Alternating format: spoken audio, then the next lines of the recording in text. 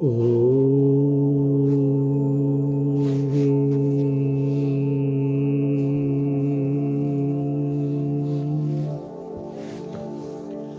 राम मित्रों, प्रस्तुत है अयोध्या कांड के दोहा क्रमांक 308 से दोहा क्रमांक 320 तक का प्रसंग।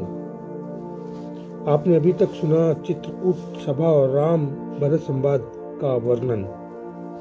भरत जी के संवाद को सुनकर जनकपुर एवं अवधपुर दोनों पक्षों की प्रजा, मुनिगण, सभासद आदि श्री राम जी व भाई भरत जी की तरह तरह से प्रशंसा व गुणगान कर रहे हैं।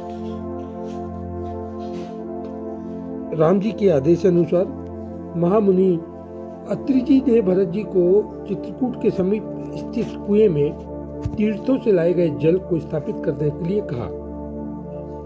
उस कुएं का नामकरण भी हुआ। उन्होंने उसे भरतकूप का नाम दिया। महामुनि ने उस पाप मोचन कुएं की अंतिम महिमा का भी बखान किया। इस तरह गुणगान करते हुए श्री रामचंद्र जी के पास आए। उस दिन सब सुखपूर्वक विश्राम करने के पश्चात सुबह स्नान ध्यान से निवृत्त हो श्री राम से आज्ञा लेकर पूरे समाज के साथ महामुनि अत्रि जी के मार्गदर्शन में चित्रकूट के तीर्थों के दर्शन, भ्रमण, परिक्रमा के लिए भरत शत्रुघ्न दोनों भाई नंगे ही पैर प्रस्थान किए। अत्रि जी चित्रकूट के तीर्थ स्थलों की महिमा व गुणगान करते हुए उनको दर्शन करा रहे हैं। श्री भरत जी ने पूरे समाज के साथ 5 दिनों में चित्रकूट के समस्त प्रगट अप्रगट तीर्थों के दर्शन किए। अगले दिन सभा का आयोजन किया गया। उस सभा में भरत जी खड़े हो हाथ जोड़कर प्रभु से प्रार्थना करते हैं कि हे नाथ, मुझे आपने सब तरह से समझा दिया।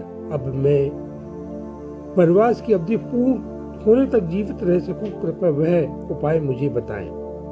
श्री राम ने भरत के निष्कपट वचनों को सुनकर उनकी बहुत प्रकार से प्रशंसा करते हुए कहते हैं, भैया, हम पिताजी के वचनों का पालन वन में करेंगे और आप उनके वचनों का पालन नगर में करें।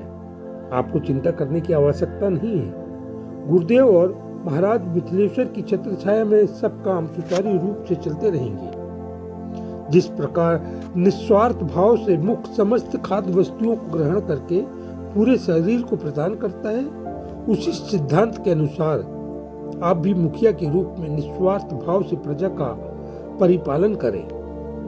श्री राम जी भरत जी को नाना प्रकार से समझा रहे हैं। वनवास अवधि पार पाने के लिए तरह तरह की संतावना दे रहे हैं। गुरुदेव मिथिलेश्वर का सहारा मिलने की बात कर रहे हैं, लेकिन भरत जी की भौतिक अविलंबन की चाह संकोच बस पूरी नहीं कर रहे हैं।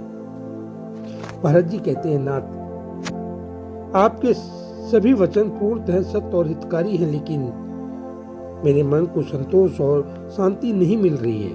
अतः प्रभु ने श्री राम जी की मनोकामना को समझ प्रेमवश अपनी चरण पादुकाएं उन्हें प्रदान कर दी।